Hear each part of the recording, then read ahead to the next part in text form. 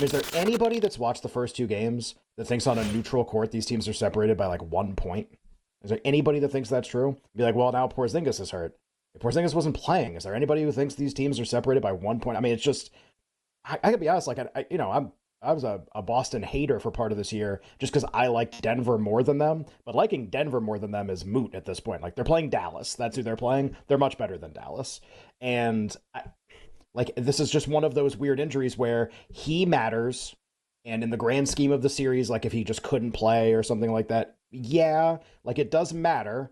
It just seems like the Celtics have so many advantages in the series, even like in addition to all the things that Porzingis provides. So he creates some of the advantages that they have, but they just seem to have so many. I mean, it's just really funny because it's like, so we're going to bet out the team.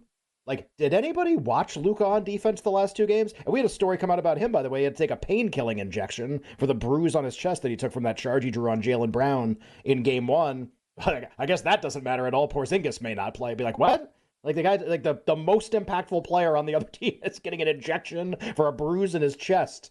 Nah, Mavs got this. They're down 0-2. Crowd's gonna be going crazy. Needs to be the precursor to like every bad bet that you've ever heard in your life. Like Oilers down 2-0. Well, Rogers' place gonna be going nuts. Well then, it's like where's my wallet? This just feels like one of those. I think there's an appetite to bet the Mavs anyway. I think that's going to be furthered by this information. It'll be like if he plays and they say, no, like he's just going to play, but you have no idea what it's going to look like.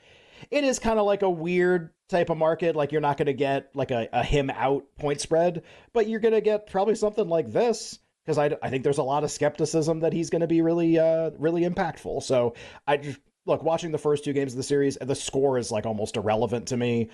Just watching the first two games of the series, I would be absolutely astonished if even a shorthanded Boston wouldn't beat Dallas in a very small number of games. It seems like there's a huge coaching mismatch. It seems like there's a huge defense mismatch. Like one team tries and the other team doesn't would be a good place to start. It just seems like Boston's got stuff everywhere that works. Look at the shots that they get. And Porzingis can be a part of that, but like they're not going to drive and kicking wide open threes with Al Horford in the game. They did that when he played.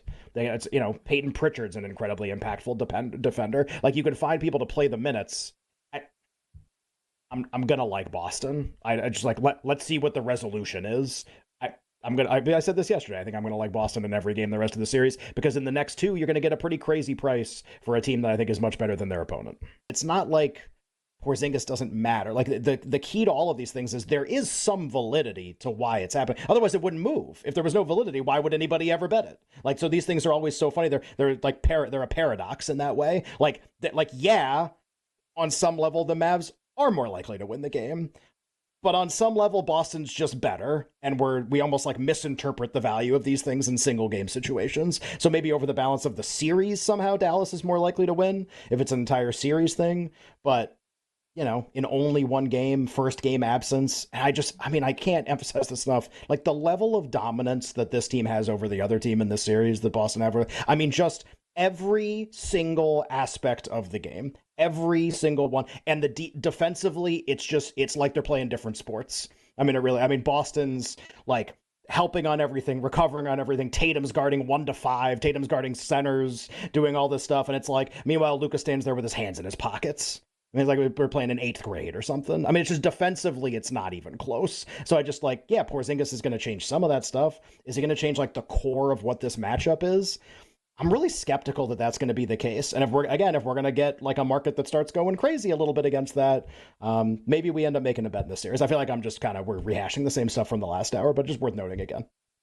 I'm also enjoying how the narrative is shifting here going into the series. And we talked about this last week, where it's like, well, people that like the Mavericks, best player and better coach.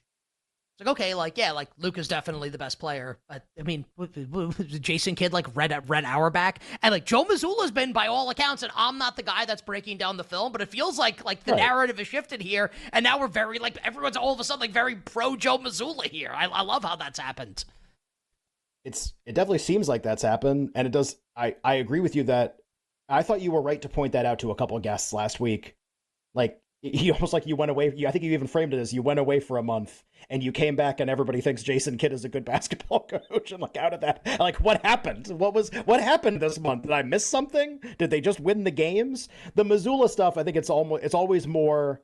Okay, like the system is amazing, but like in the games, are they making a lot of adjustments? I think that's what his harshest critics would argue is like the system is amazing that he installs, but like in the games, is he making really interesting, or is he just, for example, and Mike brought it up, this is the Porzingis thing again.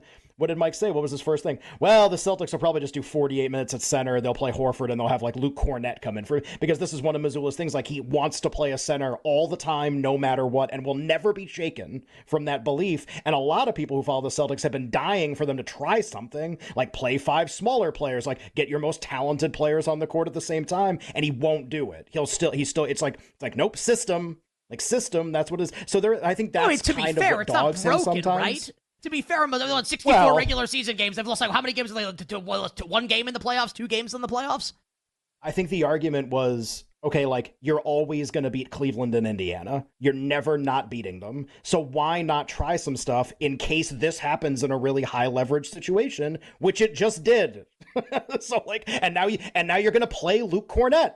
Like, that's what's going to happen. Is that the right answer to that question? Maybe the answer is irrelevant because they're so freaking good it doesn't matter. But, like, you could talk about what the optimal answer is to, or the optimal solution is to this problem, what solves it the best. And they don't really have a lot of options that they go to. They kind of just do, again, system. They do, like, the exact same thing as much as possible. So that is, I think that's where a lot of the Missoula criticism comes from. I think I'm kind of paraphrasing how people that cover the Celtics feel about it. But, yeah, the kid stuff was always funny to me. I never really got it, and I don't know enough to be like, well, that's crazy, or maybe he is good, or whatever. But man, like some of the stuff that you read about this series now from people, and a lot of the video breakdown stuff is like, man, this is pretty rough. I won't attempt, like, you've seen the tweets, I've seen the injury, me trying to pronounce the words is probably not going to go over. He has a leg injury, and it seems like it's some degree of either very serious, or he's going to try to play in game 3. I got to be honest, it's like, we've tried to kind of talk this out. I don't think we have any idea kind of what we're talking about here and what really is going to happen. You've been courtside. Maybe you watched the play where he got hurt. You have some observation for us, or just your thoughts. You covered the NBA for a long time. What do you make of this Porzingis injury that got announced a couple hours ago? It could be huge. I mean, going into the series, I felt he was the key to all of this, that if he was any semblance of who he can be, that the Celtics were probably going to win comfortably. And if he wasn't, then the Mavs would have a better chance of winning the series. And now you have this injury situation, and I saw exactly when it happened. It was on the basket near the Celtics bench, and he kind of lumbered a little bit after the fact. I immediately got into talk back with my producer. I'm like, hey, he doesn't look right. And he went up and down the court a couple times and then came out of the game. They were working on his left leg with one of those elastic bands, and then he never came back in the game after that. So I felt like that didn't bode well. And again, none of us are doctors. None of us know exactly what the situation is per se. But the fact that he is even day to day, I don't think is because he already had that 37-day layoff with the other leg.